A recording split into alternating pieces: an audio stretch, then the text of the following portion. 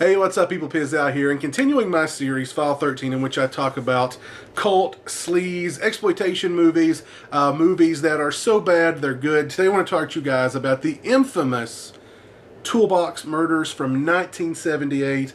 And I first came across Toolbox Murders many years ago. I actually bought it off of eBay on VHS because I had learned of the movie's reputation of just being this morally reprehensible, awful movie, which ensured that I would just absolutely have to go out of my way to watch it and own it.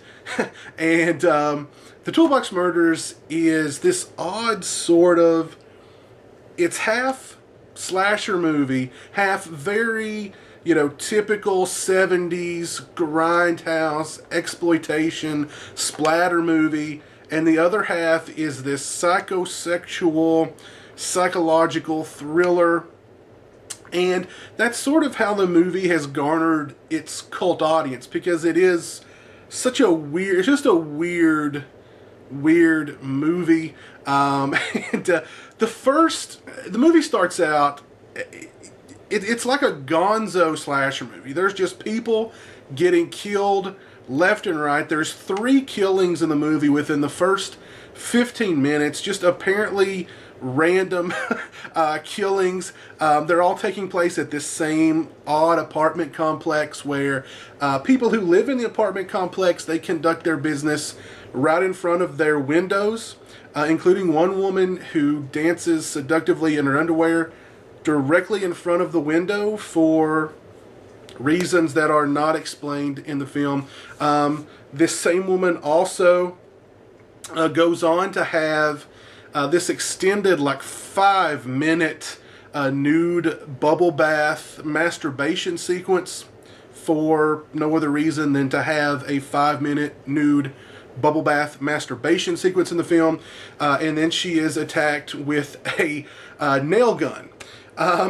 The movie, the Toolbox Murders, I think you pretty much, that says it all. Even the tagline for the movie is bit by bit, he carved a nightmare. So just imagine drill bits, screwdrivers, nail guns, all that is used in the film.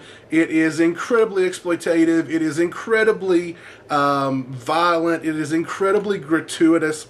It's everything that we love about 70s grindhouse, just exploitation movies. It has all those elements to the absolute nth degree. It's also the kind of movie where the police treat the crime scene like a house party, in that there's cops everywhere inside stomping around. There's the victim's neighbors inside the crime scene stomping around. Cops are touching stuff without rubber gloves. They're sitting on the couch. Neighbors are coming in, just sitting on the couch of the deceased, just really, not CSI accurate at all. And then the movie really kind of abruptly shifts gears into this sort of really clunky police procedural, psychological, psychosexual thriller in which the star of the film, Cameron Mitchell, is preaching about everything a natural. And it just really goes from there. And it's just a really odd movie, really strange movie. And like I said, I think that's part of the reason why it has such a cult audience, and part of the reason why it was so reviled when it was first released, because it really is sort of 2 movies in one. And it's I can't say the Toolbox Murders is a great movie. I can't say it's a particularly well-made movie. It's just the kind of movie that you just sort of have to experience. If you're a fan of 70s grindhouse exploitation, like I said, just totally, violent, gratuitous kind of movies, you're probably really going to love the Toolbox Murders, at least the first half of Toolbox Murders, which, like I said, is just, it's like a gonzo slasher movie, just bodies hitting the floor everywhere.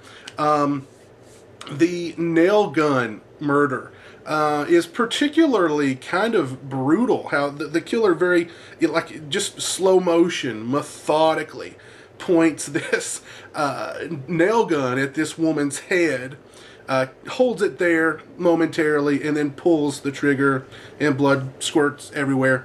At the same time, there's this really folky kind of song playing in the background. Really kind of a love song playing in the background, which just sort of adds strangeness to it.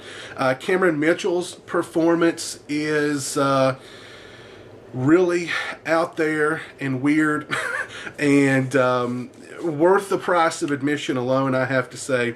Yeah, The Toolbox Murders is just a grindhouse exploitation to the core kind of movie, and it's kind of, if you're a fan of that kind of movie, it's going to be difficult for you not to like The Toolbox Murders, even though it's definitely not a great movie by any stretch of the imagination. It just kind of has that weird factor to it that just makes it, even though, after the first half of the movie, when it kind of pumps the brakes and it slows down and tries to turn into this, like I said, police procedural, psychological thriller, it does slow down quite a bit.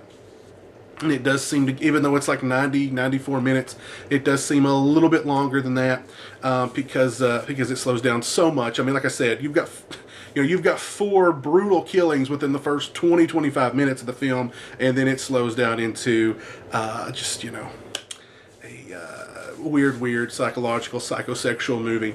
But yeah, The Toolbox Murders, definitely one of those super gritty, super sleazy exploitation movies from the 70s that, yeah, if you haven't seen it, I do recommend it. It's something that, if you're a fan of that, you definitely should check out. If you guys have seen The Toolbox Murders, definitely let me know what you think of it in the comment section below. And until next time, take it easy.